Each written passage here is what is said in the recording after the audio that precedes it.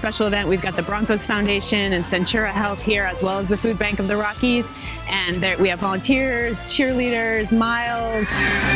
Doull Elementary is an awesome little neighborhood school. We have about 350 kids. We have a high percentage of students with free and reduced lunch, about 95%.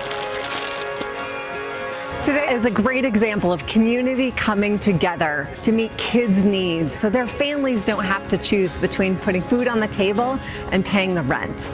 Food has gotten very expensive. A lot of families in our community really struggle with food insecurity, and so the Food Bank of the Rockies really helps us fill in this gap a little bit. We send home a bag of food with 48 of our kids every Friday. And what our volunteers are doing behind me is they're assembling what we call Totes of Hope.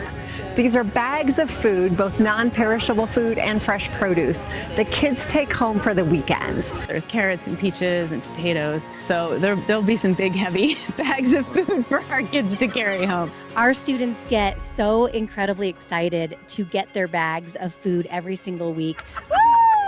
We normally pass out our food every Friday, and our little kids will come up during the week and say, "Is it Totes of Hope Day?" The look of excitement on the kids' faces when they get to meet the Denver Broncos cheerleaders and Miles the mascot and former players like Steve Atwater, it really reminds you why you do incredible work like this. Food insecurity really affects probably 1/3 of all residents in Colorado, and we know that probably 44% of households that have children have food insecurities. Some of the families that the Totes go home to have really come to depend on the Totes of Hope. Because with food inflation, with costing so much more money per month to feed their families, people are having to make a choice. So every little bit that we can help, that the community can help, just makes it a little bit easier for our families and our students to be here, to be present, ready to learn.